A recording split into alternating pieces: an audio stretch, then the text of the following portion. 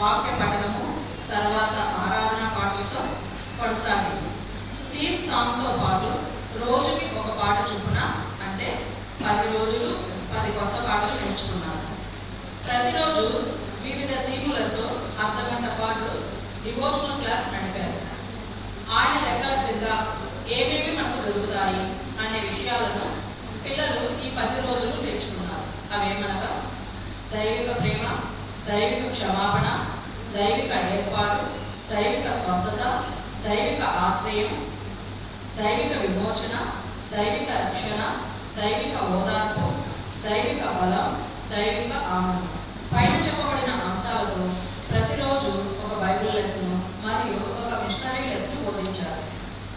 అనంతరం ఉదయం 8:30 నుండి అరగంట వరకు అల్పాహార విరామం ఉంది.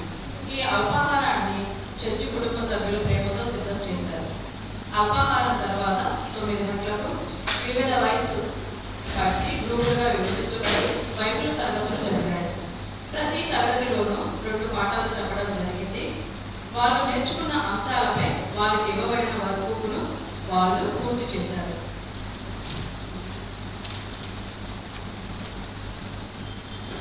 బిగినర్స్ క్లాస్ పిల్లలు ఏం నేర్చుకున్నారంటే, దేవుడు మన కొరకు చేసిన సృష్టిని గురించి, దేవుడు ఏర్పాటు చేసిన కుటుంబం గురించి మరియు దేవుడు తోడుగా ఉన్న యోసేపు గురించి నేర్చుకున్నారు.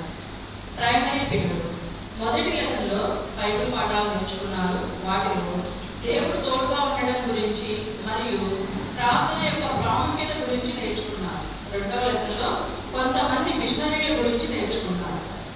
జూనియర్స్ మొదటి లెసన్లో బైబిల్ పాఠాలు నేర్చుకున్నారు. వాటిలో ఇశ్రాయేలీయుల జీవిత కాలము వారి పాపములను బట్టి దేవుడి క్షమాపణ అడిగినందున దేవుడు వారి కొరకు నిలవబెట్టిన యెఫ్తా, దెబోరా, గిద్యోను వంటి వ్యక్తుల గురించి నేర్చుకున్నారు. రెండవ లెసన్లో బైబిల్లోని వాక్యాలు నిజమని రుజువుపరిచే కొన్ని ఆధారాలను శాస్త్రీయంగా నేర్చుకున్నారు. సీనియర్ క్లాస్ పిల్లలు మొదటి లెసన్ ద్వారా బైబిల్లో ఉన్న ప్రవక్తలు కలిగి ఉన్న ప్రార్థనా తీరు నేర్చుకున్నారు. రెండవ లెసన్లో బైబిల్ ఏ విధంగా తయారు చేయబడింది మరియు బైబిల్ను విరివిగా దొరకని కాలంలో వాళ్ళు కొంత వేళ చెల్లించి బైబిల్ను చదివేవారన్న విషయాన్ని తెలుసుకున్నారు. ఇంకా బైబిల్ గ్రంథాన్ని ఏ విధంగా చదవాలి, ఏ విధంగా ధ్యానించాలి అనే విషయాల గురించి నేర్చుకున్నారు. VBS ప్రోగ్రాం చాలా ఉత్సాహభరితంగా జరిగింది. పిల్లలు మరియు యువత చాలా ఆసక్తికరంగా పాల్గొన్నారు.